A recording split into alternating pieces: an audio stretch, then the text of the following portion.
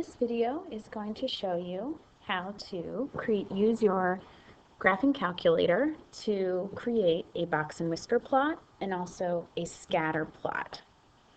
A box and whisker plot is a statistical plot that we're going to be talking about next week, as is a scatter plot. For a box and whisker plot, you just need one set of data. So my data is the ages of 6 children. So first, just like we have been doing, I am going to input my data into a list. So I'm going to hit Stat, and then I'm going to hit Enter for Edit. Now I don't have anything in my lists right now, so I don't need to clear it out. If you do have something in your list, you would arrow up to the top of the list where the list name is, press Clear, and then press Enter. Now I'm going to type in my data for the ages of these 6 children. So the youngest is 6, and 8, 9, 12, 14, and 17. Okay, so I have my data in my list. Now, to get the calculator to actually make a statistical plot for you, you need to go to the menu called Stat Plot, and that is up here. So to get there, I'm going to hit second, y equals, which is the Stat Plots menu. Now, since I recently cleared my calculator out, all of these plots are turned off. So that's what you want. You want them all to be off most of the time, unless, like right now, you're trying to make a plot.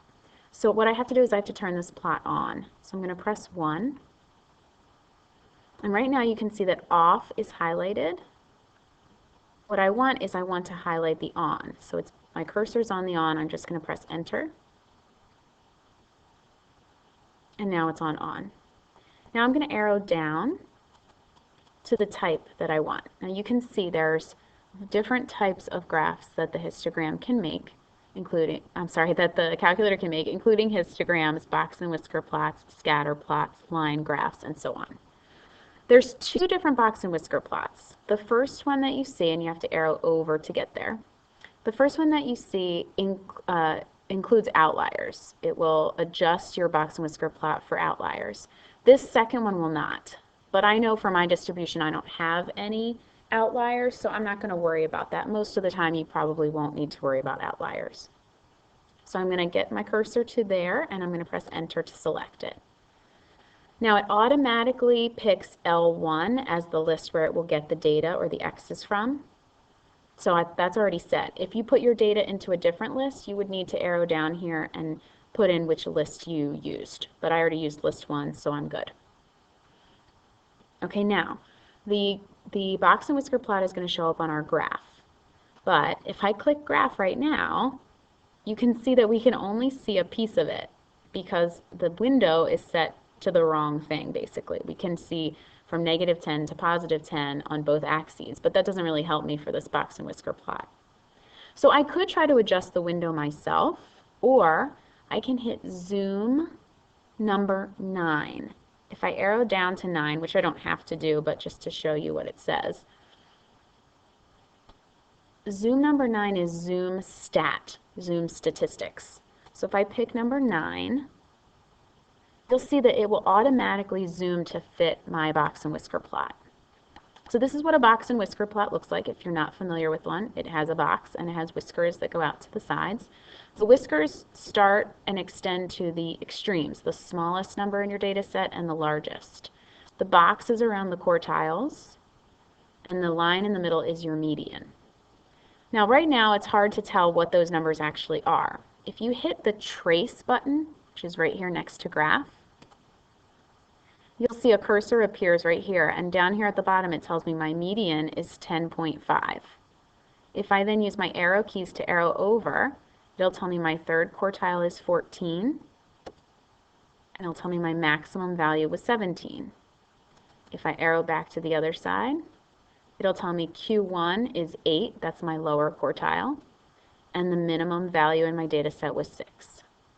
And there you have your box and whisker plot. Okay, now I'm going to show you how to make a scatter plot, which is the next type of statistical plot that we'll be looking at in class. For a scatter plot, you're actually going to be comparing two sets of data. Scatter plots will show a correlation between two different variables. For example, in our case, our two variables are going to be a student's age and how much homework they have. These two things are going to be correlated. So I'm going to go back to Stat and go back to Edit. I still want those ages. That's my first variable, my first data set that I want to compare to how much homework these students have. So I'm going to input for the 6-year-old, that 6-year-old had 10 minutes of homework. I'm going to put in 10. The 8-year-old had 15 minutes of homework. The 9-year-old had 17 minutes of homework. The 12-year-old had 20 minutes of homework. The 14-year-old had 45 minutes of homework. And the 17-year-old had 90 minutes of homework. All right, so we're going to take a look at what that looks like on a scatter plot. But right now, I'm still set up for a box and whisker plot. If I go back to my graph, I'm still going to see that same box and whisker plot there. What I need to do is change my stat plot. So I'm going to hit second, y equals. And you can see my plot 1 is on, and it shows me here that it's a box and whisker plot. So I'm going to hit enter. I want to leave it on, but I want to change the type. So I'm going to arrow down.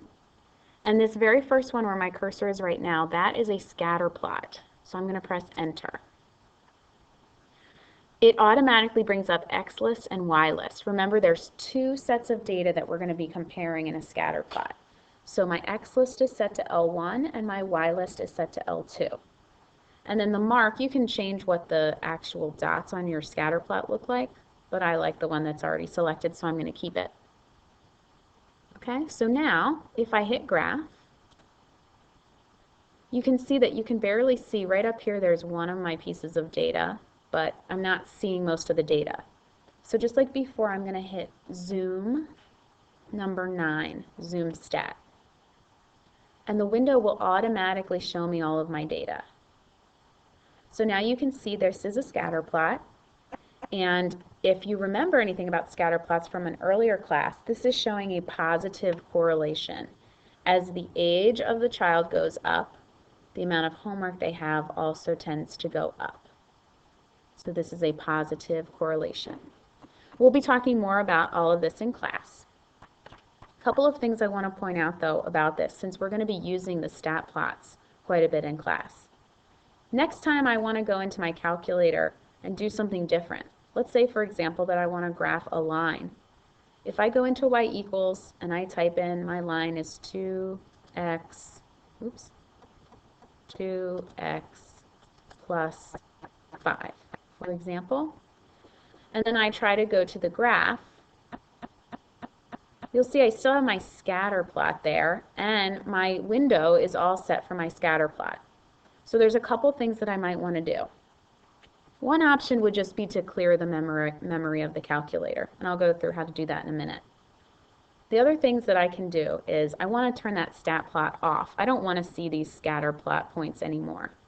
So I'm going to go to y equals, and there's two ways I can turn it off. I could go back to second y equals, go back to the stat plot, and turn it off there. This is actually easier.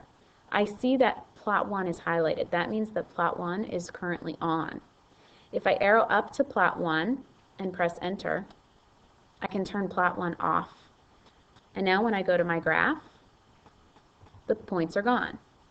Unfortunately, my window is still set to this weird window that was there for the scatter plot. If I want to get out of that, I'm going to hit zoom number 6. And you'll see that we go back to the standard viewing window, which is from -10 to +10 on both the x and y axis. And now I can see my line much more clearly. Just as a reminder, if you choose to, you can also just clear out the memory of your calculator. To clear the memory of the calculator, remember, you hit second plus sign 712. And it will tell you that your RAM is cleared. Thank you for watching.